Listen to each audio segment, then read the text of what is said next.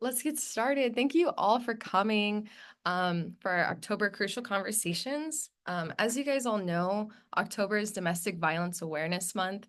And so for our Crucial Conversations, we're so excited to have Cindy Kaiser from California Victims Compensation Board with us today. And without further ado, let's get started. I'm going to read her bio, and then she's going to have her presentation. Cindy has been with the California Victims Compensation Board for 15 years. Cindy provides outreach and training and assists with developing a long-term outreach strategy to raise awareness for CalVCB and its services and accomplishments. She conducts research and analysis on effective promotional and outreach strategies and implementation, identifies outreach opportunities, and advises on effective outreach approaches. Cindy strategizes on how to maximize outreach, formulate processes, procedures, and policies regarding statewide outreach efforts to evaluate their effectiveness. Additionally, Cindy initiates, develops, and fosters relationships with internal and external stakeholders, including but not limited to advocates, first responders, medical, mental health, funeral, burial providers, nonprofits, government, and association stakeholders. Cindy partners with other agencies to achieve outreach goals and identify and target underserved communities. Kaiser is a native of Sacramento and has 3 children and 8 grandchildren. Aw. Her son David is the Sacramento County Sheriff. Her daughter Rachel works for the Department of Justice, and her youngest son Matthew will soon be attending the CHP Academy. Cindy's hobbies include tennis and kayaking. And without further ado, let's welcome Cindy Kaiser from CalVCB. Thank you so much. Oh, thank you. And yeah, actually my number 8 grandchild is on the way. So I was trying to figure out, should I say that, or he's doing December. So yeah, I'm a very lucky girl. Thank you so much for having me. And as always, I so much enjoy and appreciate the opportunity to bring this program to you.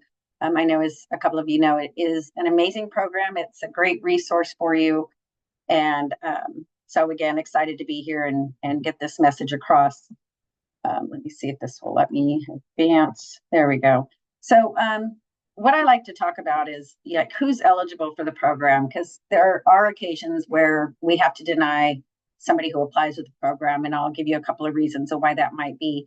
The different crimes that we cover, the benefits that we have to offer, and then also like to talk about, what information and what documentation is CalVCB looking for? What do we need to determine eligibility? And what do we need to help a crime victim with their expenses? We are a state agency, and we provide financial assistance to victims of violent crime. And this is for out-of-pocket expenses. So what that means is that CalVCB is the payer of last resort. So if there's any insurance out there, any reimbursement or recovery sources, which I'll give you a list of what some of those are towards the end, we have to look to those first. And then basically what that victim is out of pocket so that they're not out of pocket is what we can help with. And we work to reduce the impact of crime on victims' lives. Again, reimburse for crime-related expenses and try to connect victims with different services and support and do all that we can to inform and empower them. And that's why this is important that we all collaborate together, partner together to make our victims that we work with aware of, what are all the resources out there and how can we best help the victim to try to get to that point of recovery. We provide grants to 22 trauma recovery centers, otherwise known as TRCs, across the state. We also have a mass violence team. So should there be a mass violence incident, we have a team that we can deploy. We're not first responders, so we don't show up at an event unless we've been invited to do so. And usually that's by the district attorney's office. We also pay people who were erroneously convicted of a crime and provide information and resources, again, to victims and advocates. So our trauma recovery centers, they provide mental health treatment, case management to underserved crime victims who might not be eligible for our program. And so the program, as you can see, we're excited to say, has grown from 3 centers in 2014 to 22 centers in 2024. And we're hopefully, going to be building on that as well. We also have an awareness campaign. This is a little bit newer. This was launched, it's a 3-year multimedia awareness campaign, and it's all across the state. We're looking at where are the high crime areas and where are the underserved populations, and that's where we're putting our advertising, both English and Spanish. And so it's an influencer campaign to coincide with Domestic Violence Awareness Month. Our funding, we have a very solid fund. I mean, our individual benefit per application is 70,000, which can go a long way, but it can also be exhausted very quickly. But the large part of our funding is through restitution and fines. That is when a judge imposes restitution on an offender. They'll look at what are all the victim's expenses associated with that crime and then impose that restitution. And then a portion of that comes to our program. Also, penalty assessments. If you've ever received a traffic violation, a portion of that fund comes to our program. So you can imagine statewide that could be pretty significant. Federal Victims of Crime Act, also known as VOCA, we also get funding through, and some funds through the general fund. So, again, our fund is very solid. And I occasionally hear victims say, I want to save the funds for, a true victim or another victim because I have insurance, I have this. But in reality, there's always going to be out-of-pocket expenses, and you might not have that insurance tomorrow, right? So I like to encourage everybody, just file an application with our program. You don't ever have to use it. It'll be here whether you use it today, tomorrow, 10 years, 20 years from now. It's basically a lifelong program, lifelong fund that's there for you until you exhaust those benefits. So some of our stats last year, and this is interesting because we have this awareness campaign now. We've seen results from it already. So in 23-24, we received over 40,000 applications and paid out over 47 million in total in compensation. That is a significant number higher than the previous fiscal year. You can see some of those benefits that were paid out: medical, dental, mental health, relocation, and funeral and burial. But more specifically, domestic violence statistics. In the last fiscal year, we received over 7,000 applications and paid out almost 7 million in compensation. So we want to see that grow. We're going to look at our awareness campaign. We're going to look at our outreach, reaching out to all of you who can then reach out to others to let them know about our program. And it'll be interesting to see with this campaign how much those numbers increase. And I think we're going to be pleasantly surprised. We do have 16 processing offices across the state. If you are in a county that has a processing office, I would recommend that you get to know them, use that office to submit applications if that's what you're going to be doing, or talking to your victims and have them submit in those one of those processing offices. But we also process here in Sacramento, which is where I am housed. This is our headquarters. So we, it's whatever's convenient for you, convenient for the victim. They can be filed anywhere. We all use the same system, and just try to streamline that process for everybody. There's also 22 restitution programs out there. A moment ago, I mentioned about restitution being a large part of our funding. So there are 22 programs out there that assist with providing that information to the courts to let them know, what those expenses are that the victim has incurred. So our coordination council, this was new in 2022, and we're super excited about this because we have more than a dozen state departments, and we all collaborate together to leverage our resources to ensure greater accessibility to services and resources for crime victims and their families. And then having this centralized information about victim services and the assistance financially that's available to them. And basically, at the end of the day, to help reduce those barriers and allow more crime victims access to, not only this service, CalVCB, but what other services are out there? What are we all offering that can help the victim to try to, restore their lives? Our application currently is available in these languages that you see here. We are building on this. The application, if you're familiar with it, will ask what's the preferred written and spoken language of that applicant. And subsequent documentation, if it's one of these languages, will go out in that language as well as English. And if it's a language that is not identified here, we do work with outside um, assistant agencies to help with translation and interpreting whenever needed.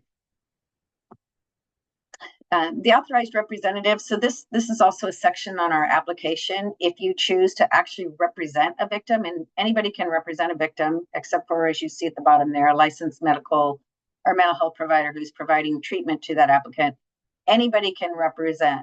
And the goal of the representative is to help us stay in contact with that victim and or their family member, help gather information, documentation, and that's why it's important that we talk about, what is it again CalVCB is looking for? What do we need to get this application processed and start helping that victim with their expenses? So gathering that information, assisting them with filling out the application, again, helping us stay in contact.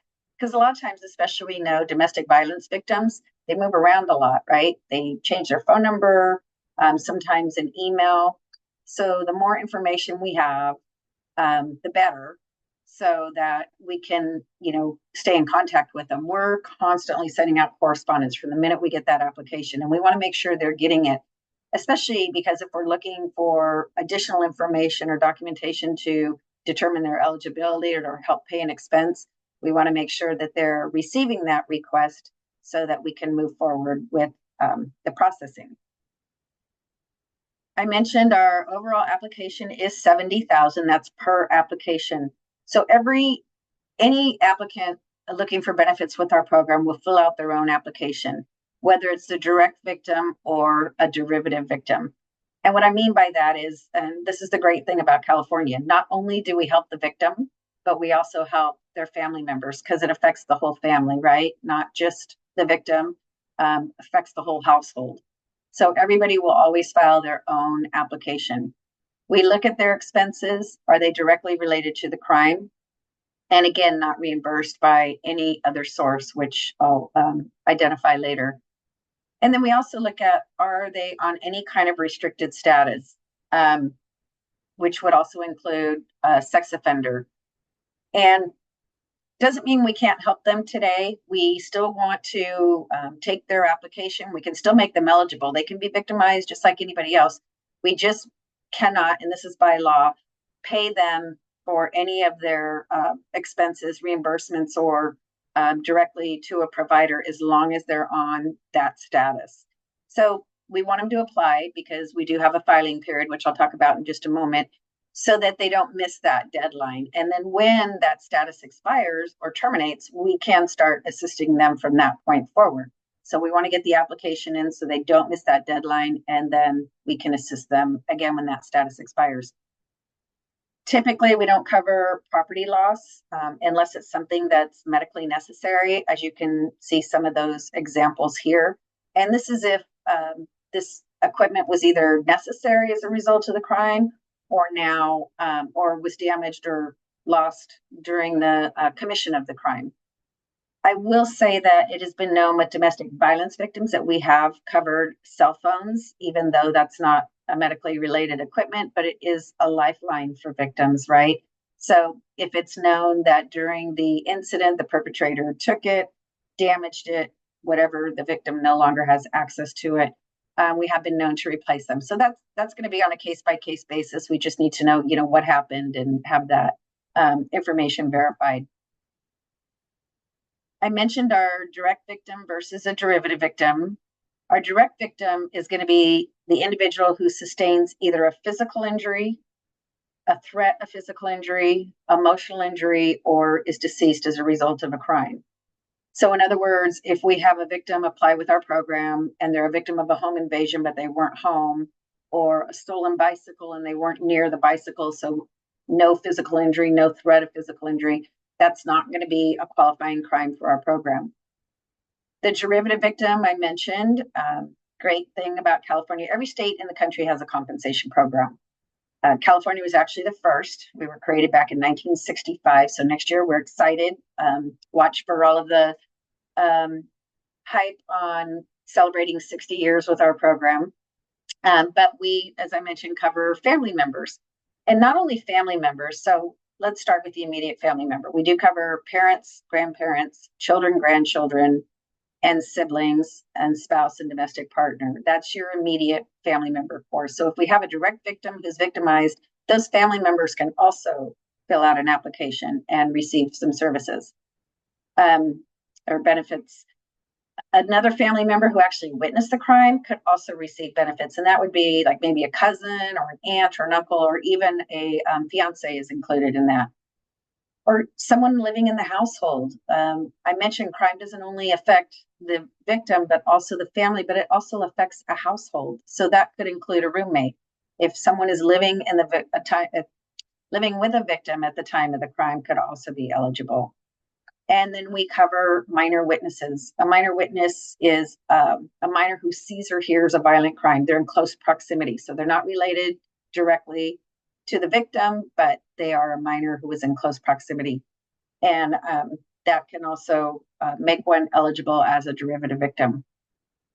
So just to reiterate, we're looking for that physical injury or threat of physical injury. So was the victim directly threatened? Felt threatened for his or her own safety. You know, we see this a lot with the mass violence incidents. They're in close proximity. Maybe they weren't the direct target. Maybe they weren't actually physically injured, but there was a threat of physical injury to them. So they would qualify under that scenario. And being threatened verbally with serious bodily injury can come in different forms. It can come through a text message. It can be an email. We also cover cyber crimes. We actually had one recently that was through the Ring doorbell camera.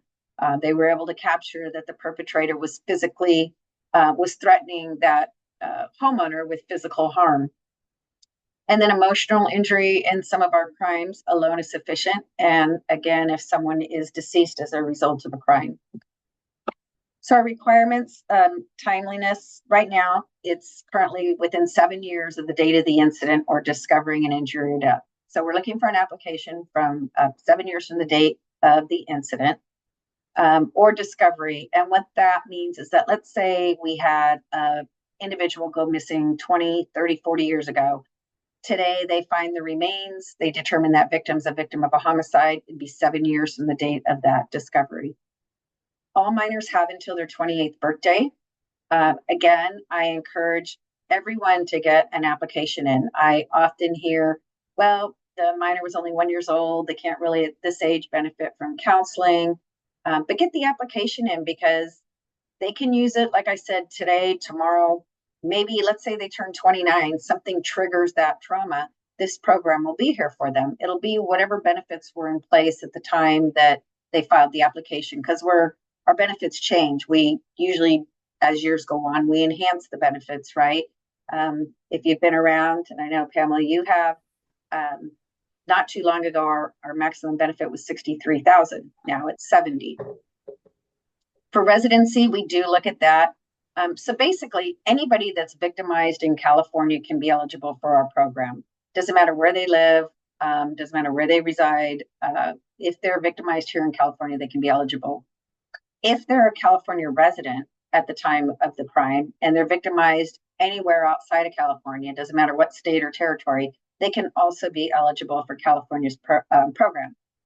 Now, because we're the payer of last resort, if you remember the Route 91 festival that took place in Vegas, about 65% of those in attendance were from California.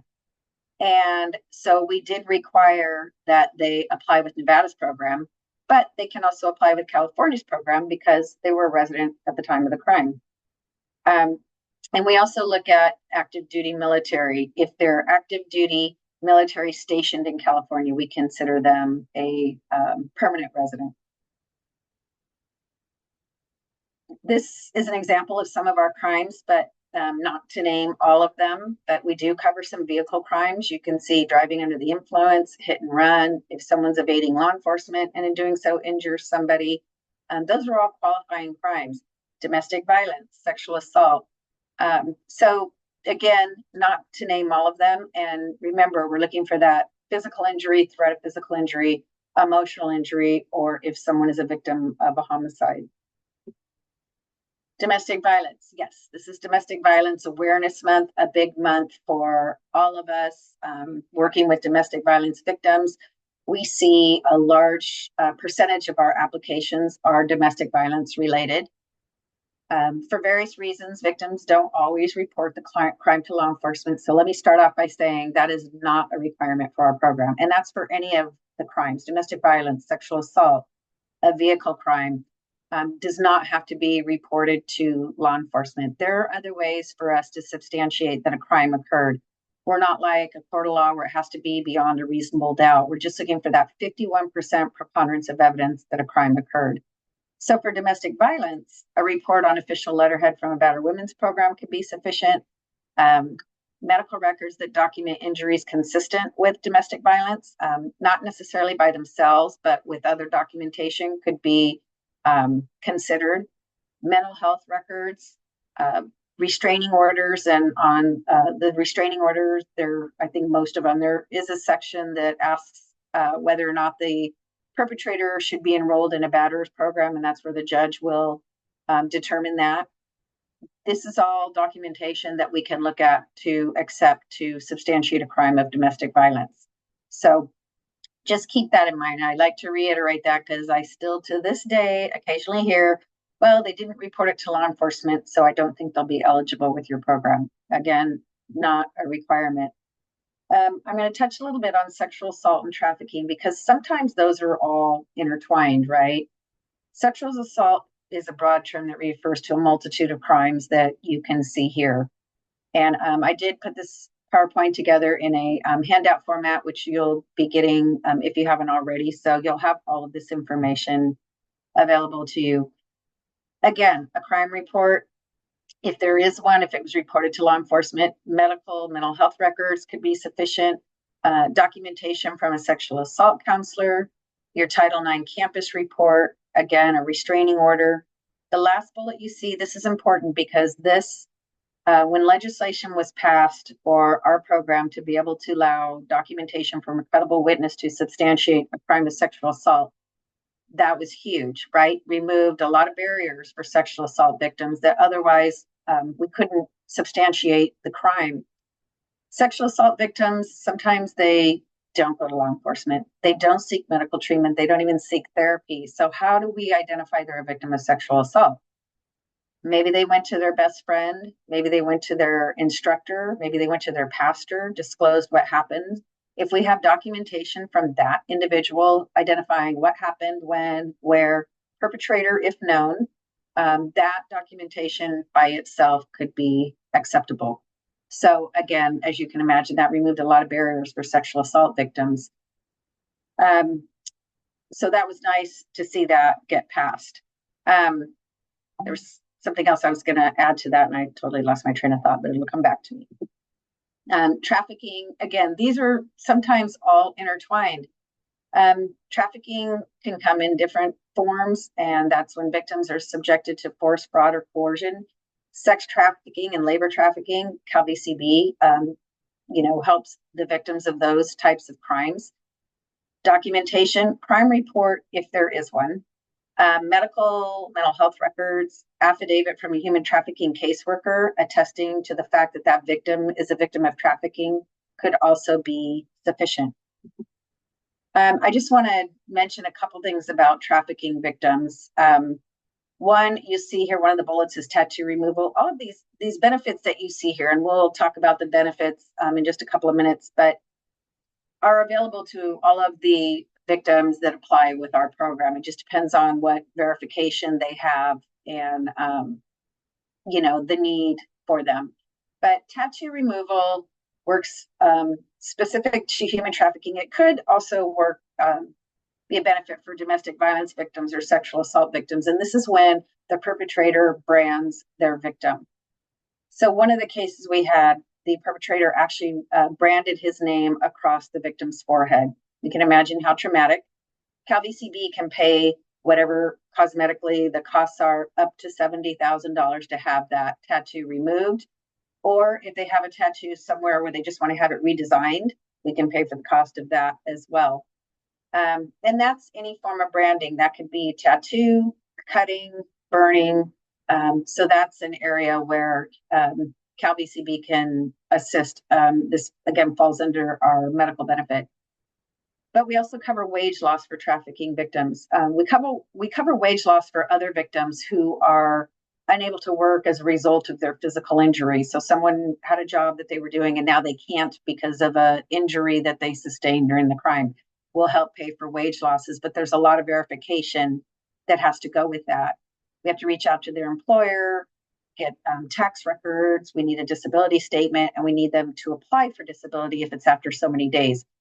But with human trafficking, we have to verify that they are a victim of trafficking. And then what was that period of deprivation? In other words, what period of time were they deprived of their liberty? CalVCB can pay up to $10,000, and it's a maximum of 2 years. So potentially $20,000. And that can be huge as human trafficking victims. Sometimes, they're trying to get away from their perpetrator, but they don't have a means to do so. So this could be very beneficial if they were able to qualify for that wage loss.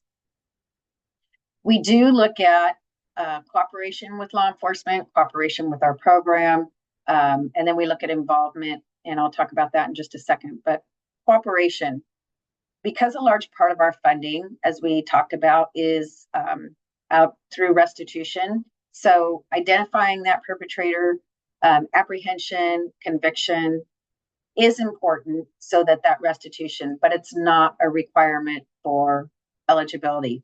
And that's what I was going to mention a moment ago when I lost my train of thought, was that identifying a suspect is not a requirement for our program. Even if they know the suspect, we're going to look at, if they don't identify, we want to know why, but maybe they fear retaliation. Maybe the perpetrator is the provider of the household. Maybe the perpetrator is somebody they work for. So if they didn't cooperate in that regard, we just want to know why. Really, we're going to be looking at what level did that cooperation rise to? Was it so egregious that law enforcement, whoever the responding agency is, couldn't do their work or do their investigation?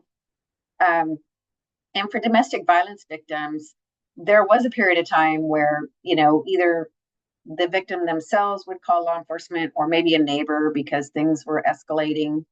And law enforcement came, and the victim said, I don't want to have them arrested, or I just did this to make a report. I don't want to see anything happen to them. We would deny for lack of cooperation. But I will say a lot of changes that are made to our program are in large part your voices out there and legislation getting introduced and ultimately passed. And this is one area where it was like domestic violence victims usually don't cooperate at the scene of the crime, right? Why not? Like I said a moment ago, perpetrator might be the provider of the household, and to have them incarcerated is only going to further damage that family unit.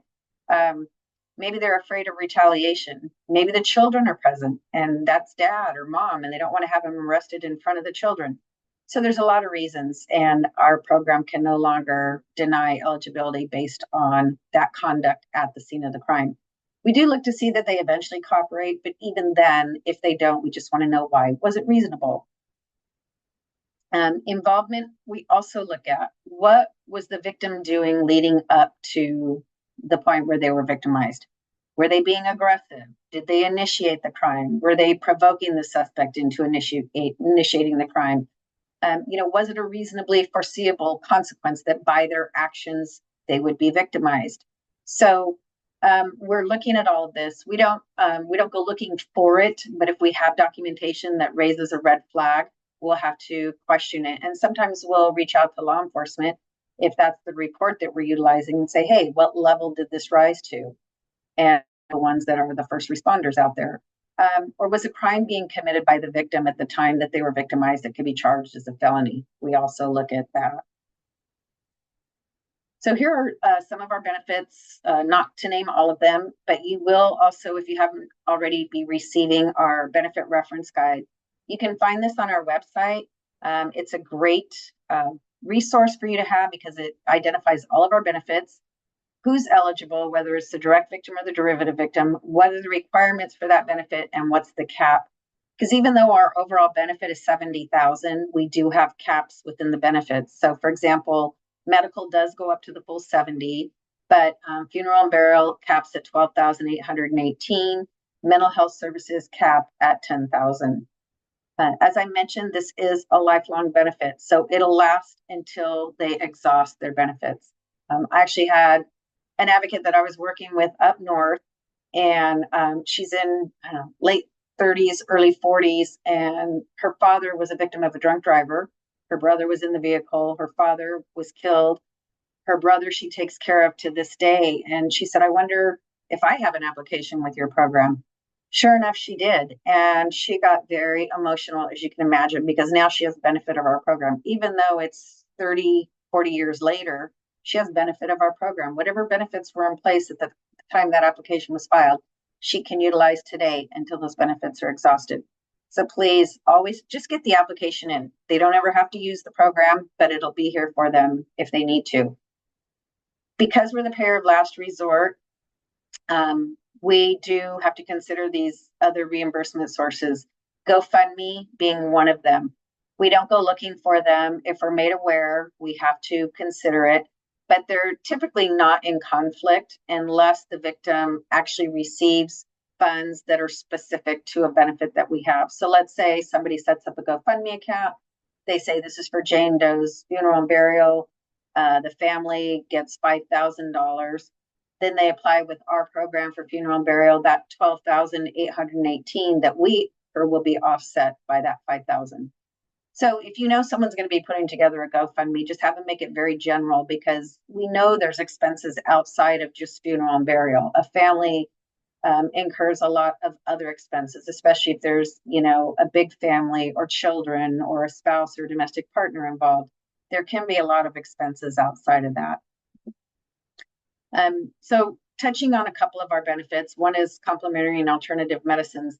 I like to talk about this. This falls under our medical because it includes a number of non-medical treatment modalities that fall outside of the general definition of traditional medicine.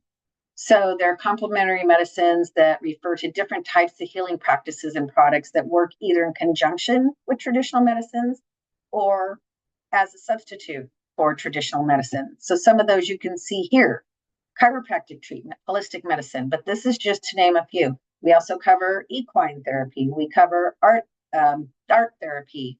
So these different therapies that are non-traditional that could be assistive in one's recovery, we can help with. We'll pay up to 20 sessions. The first 5 that come in, we just go ahead and pay them. Anything after that, up to 20, we do have to have something from their medical provider or a mental health provider that treatment is necessary for their recovery. Our mental health session limits, the overall limit is 10,000. We offer 30, 50, or 60 sessions depending on what type of victim they are. So again, all this information is on our benefit reference guide. It's also on our website.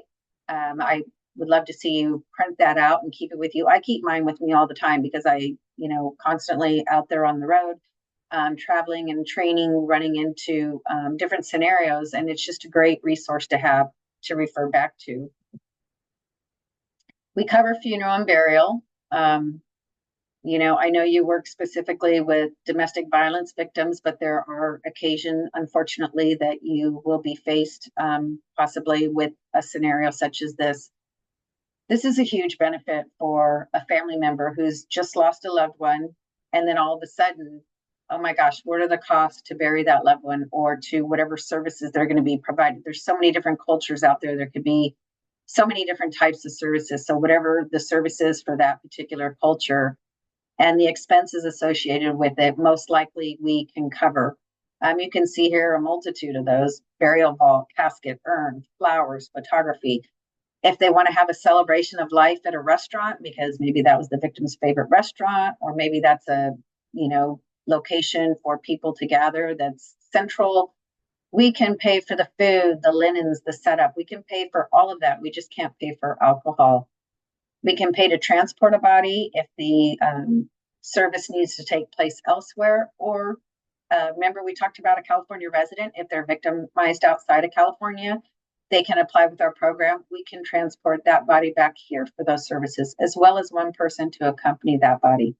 So this is this is a benefit that has many legs to it. And so we actually have a separate webinar twice a year on specifically funeral and burial. So if you want to check out our website, we do post at least a couple months ahead what our webinars are and what information topic we'll be discussing. Relocation, this one, working with domestic violence victims, you're going to see a lot. We have a relocation packet on our website.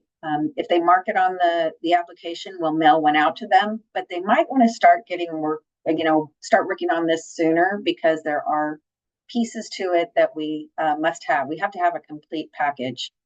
But what we can cover is rent, first and last month's deposit, might be a pet deposit, might be a security deposit. Let's say they rent a moving van. Let's say they have a friend help them move. We can pay mileage for that friend to help them move, whether it's back and forth twice or back and forth 10 times. Utility, connection fees, temporary storage, any other expenses they have associated with that relocation, we want them to submit to us for consideration. We don't pay ongoing rent. We're basically getting that victim to a place of safety. So we're getting them from point A to point B. And what does that look like? Is that permanent housing? It could be temporary housing. It could be a hotel for a few nights. They can even rent a room from someone. In the packet, though, which we do have to have this complete packet, we either need a copy of the lease agreement or the rental verification form that's in there. There's an expense verification form, so they identify what all of their expenses are, provide all of the receipts that are related to those moving expenses. And then we need two pieces of, we don't need two pieces. There are two pieces of verification form that are in there, and we only need one or the other. We either need verification from law enforcement that move is necessary for their physical safety, or we need verification from a mental health provider that move is necessary for their emotional well-being. So we do have to have one or the other, and this complete packet. The other great thing about California is, even though we're our compensation program, not the state, is that not only are we, a reimbursement program, which is what we're looked at because we'll reimburse for crime-related expenses, we can pay a lot of these benefits directly to a provider, whether it's a health provider, a dentist, a mental health provider. We can pay a landlord directly so that the victim is not out of pocket. So we encourage that. We cover income loss. I talked about that when we were talking about human trafficking victims. If a direct victim is employed at the time of the crime and now they can't work as a result of their injuries, we can assist with wage loss up to $70,000, pays 5 years out from the date of the incident. If it's an adult parent or legal guardian of a minor victim, and the minor victim is either hospitalized or deceased, we can pay up to 30 days wage loss for that adult parent or legal guardian. So if a minor victim, this is specific to, is hospitalized, we can pay 30 days. If they're deceased, we can pay 30 days wage loss. So potentially a parent or legal guardian could have benefit of 60 days of wage loss. This is another relocation, funeral, burial, income and support loss are topics that we discuss a couple times throughout the year if you should be interested. Support loss is another great benefit. If somebody was relying on another individual for support legally, and that individual is now deceased, they could qualify for up to $70,000 in support loss. Whatever that individual was making, we look at those wages, and then we can provide that support to either a spouse or domestic partner, children, if the children have a parent who's now deceased, or if there was an incompetent adult relying on another adult for services, for support. We also cover residential security. This is for pretty much anything you're going to see that has to do with residential security. So you can see a lot of those expenses here. Replacing locks, fixing windows. We have a broken window by the perpetrator, busted down the front door. You want to get more cameras. You want to increase the lighting. You want to get a Ring doorbell camera.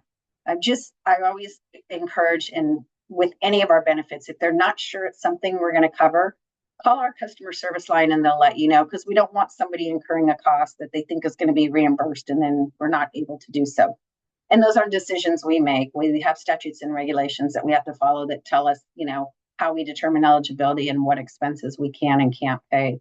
But we don't cover under residential security things like guard dogs, weapons, or self-defense classes. And I know self-defense classes have been talked about. So, I mentioned earlier where there's constantly changes to our program. That might be something you see down the road. I promised you I'd give you an example of some of our reimbursement and recovery sources. So here you can see what those look like. Because we're the payer of last resort, we do have to look to these. Civil suits, those can take years to settle. They might never settle at all.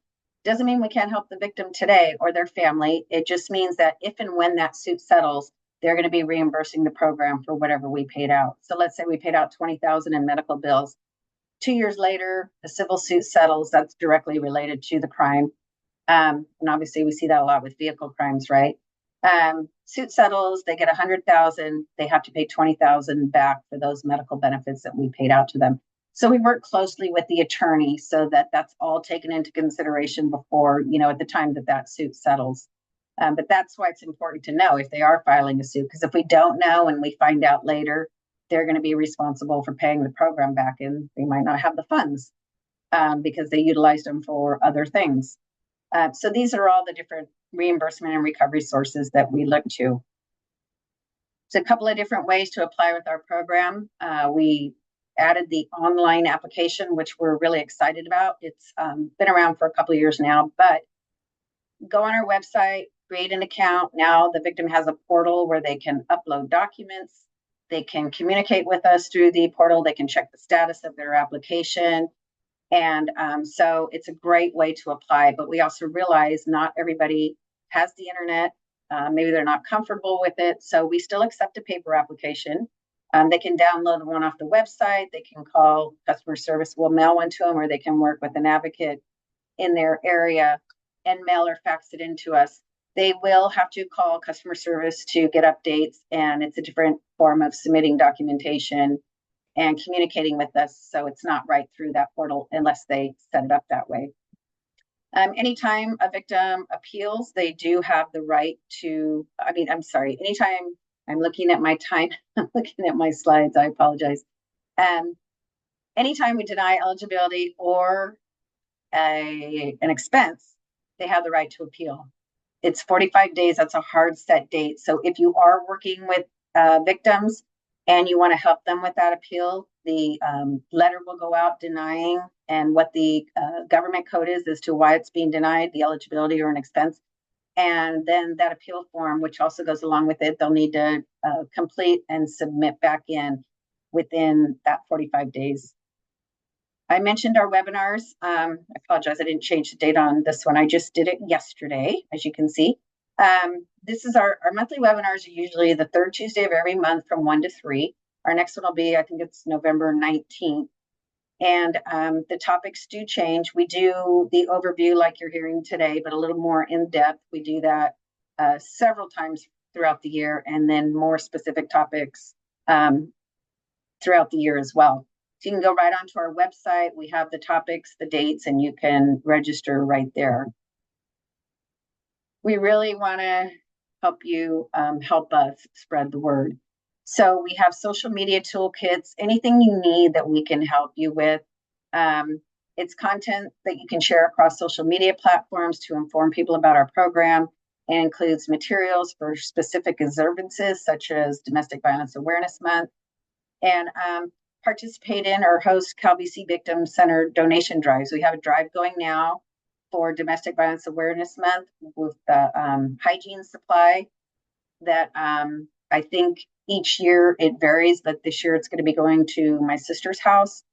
And so we look for support in those areas. And let us help you too. I mean, we're all in this together, right? If you have an event going on and we can participate by either speaking, which we're doing today, thank you so much, or tabling an event or sharing it on our social media, let us know so that we can all, work collectively to get that information out there. We have morning coffee. This is a daily email digest of different news stories, all centered around victim services. You can go on our website to the media tab or use the QR code here to sign up for that morning coffee. It goes out every morning around 9 or 10, Monday through Friday. If you want to subscribe to our quarterly newsletter, you can also do so here, or both of these you can also subscribe to on our website. The quarterly newsletter has all kinds of information about our program, other resources out there, what's going on in the world centered around victim services. So that's a great piece of communication that you might be interested in. Here's a couple of contact pieces of information: our general application assistance line, customer service, questions, help with the application, anything at all, call this toll-free number. It's a great group of individuals who have a wealth of knowledge about the program, or you can utilize that email, just info@victims.ca.gov. We have all kinds of outreach materials, a couple of which I sent over that, again, if you haven't already, you'll be receiving our benefit reference guide. We have a fact sheet, we have RAC cards, we have first responder cards. I would highly encourage you to fill out a material request form, which I also sent over, and get some first responder cards. They're just the size of a business card, has a QR code on them that you can give out to the victims to bring awareness to our program. But we also have posters. We have all kinds of materials. So anything that you want, I can't tell you how excited I get when I walk into an office and I see a CalVCB poster there. One of our managers went into the library in, I think it was Davis, and she was sitting there and she looked up and there was a big CalVCB poster. So we have posters for you to either put in your agency, or if you know of an agency that could utilize one, put it on the material request form. We'll ship them to you. We don't charge for shipping, and we don't charge for materials either. So there you go. Thank you so much. That concludes the presentation. And if you want to open up for questions, I am perfectly happy to take some. Thank you again so much for this opportunity. As Pam knows, I absolutely love any time that I can bring this amazing program to any and everybody. So thank you for that. And thank you for all that you do too. I don't want to forget that. Your jobs are very challenging and we very much appreciate and hope that with our resource, we can help make it a little bit easier, a little bit smoother. Awesome. Thank you so much, Cindy. We sincerely appreciate it. The work that you and CalVCB does is so important for the people that we serve. So just thank you so much for being an advocate and being here with us today. I do have one question that came through in the chat from Teresa Luong saying, are these funds available for undocumented victims of crimes that occurred in San Francisco? Are eligible requirements the same, like just a document from a DV org provider that confirms they were a victim of DV? Yes, thank you so much for that question. I actually had that come up yesterday, and usually I mention that, but and no, that's not a requirement for our program. They don't have to be documented. Sometimes it's a little more challenging to verify, like especially with wage loss, if we don't have a social, but maybe hopefully have a TIN number. But even then, there are ways for us to verify that wage loss. Of course, if they're being paid under the table, being paid cash, we aren't able to verify that. But that and any of our other benefits, they do not have to be documented.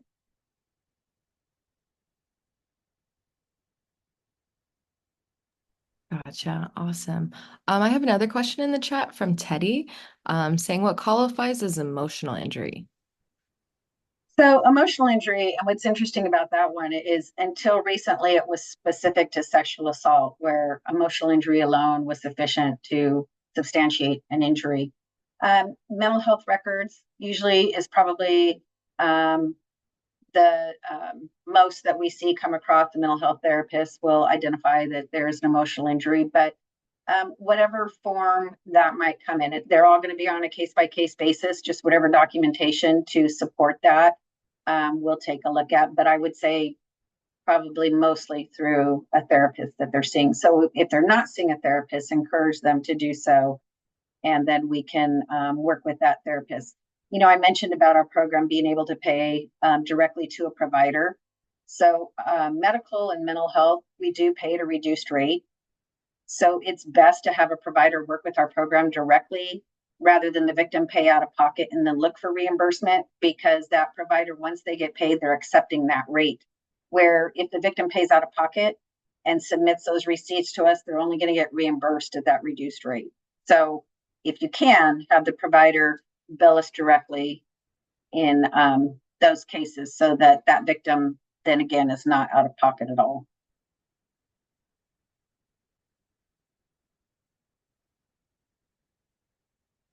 Awesome. I was wondering, does anybody else have any other questions before we go?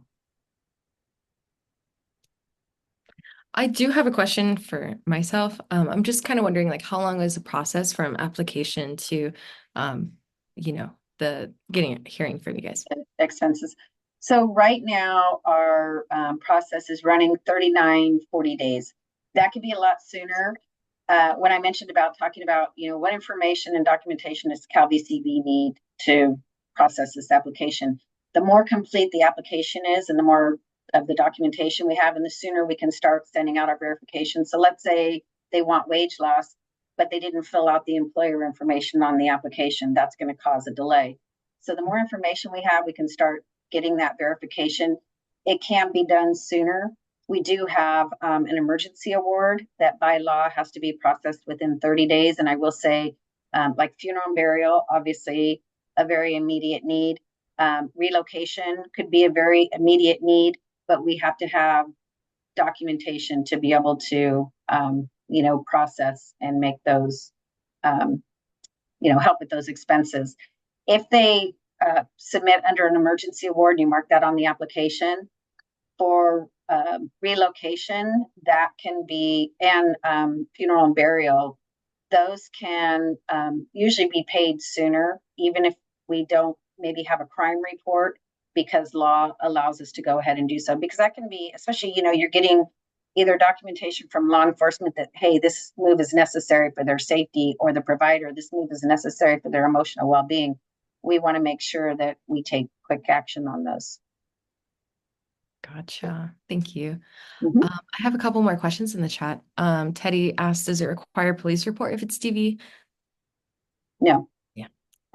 That's, and I always want to reiterate that because I think that's just a common, and maybe there was a time when we did, I don't know. I've been with the program 15 years, but there's ways for us to substantiate a crime occurred. So a battered women's program, therapists, documentation, sometimes medical records, not usually by themselves, but let's say a victim, let's say the crime took place a year ago and she had, she said, I had a broken arm, I had bruises, or he or they, and go to the doctor, they seek medical treatment, and we get a copy of those medical records, and it substantiates that this victim came in, maybe not necessarily because they don't always say I was a victim of domestic violence, but the injuries are consistent with what they said and what took place. We can use that because it's like, is it more likely than not a crime occurred? That's what we're looking at. We don't have to have this, as I mentioned before, it doesn't have to be beyond a reasonable doubt. Right. Another question from Annie. Not this is her first question, but how does someone go about checking if a client might already have an application? Just call customer service. They may not give the information to you if you weren't representing them on that application, so you might have to have the claimant call. If you're representing a victim on the application, that's the other, not only helping us gather information for them, but you can call in at any time, get updates, check the status for them. But I would have them call in. They'll want to know their date of birth, when did the crime happen, if they have it or thereabouts, and then a social if they have one, just so that they know that they're speaking and to the individual that they should be, and not, for confidentiality purposes. Right. Another question from Giovanni. How can they apply on their own, or is it through an organization? Yeah, they can apply on their own. Either just go to our website and complete an application, or download one and fill it out. They don't have to have a representative, but they certainly can if they choose to. So if you're working with victims and you choose to represent them, just make sure you fill out that section on the application. And then, like I said a moment ago, that'll give you the authority and authorization to call in anytime and get updates on that application.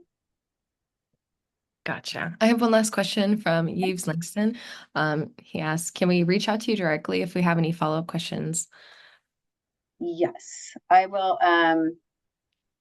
We have an email. Let me see if I can go to your chat here. My computer's. I was going to put it in your chat for you, but now it's not coming up. Um, yeah, I'll give you this email. Um, and if you can't get through, um,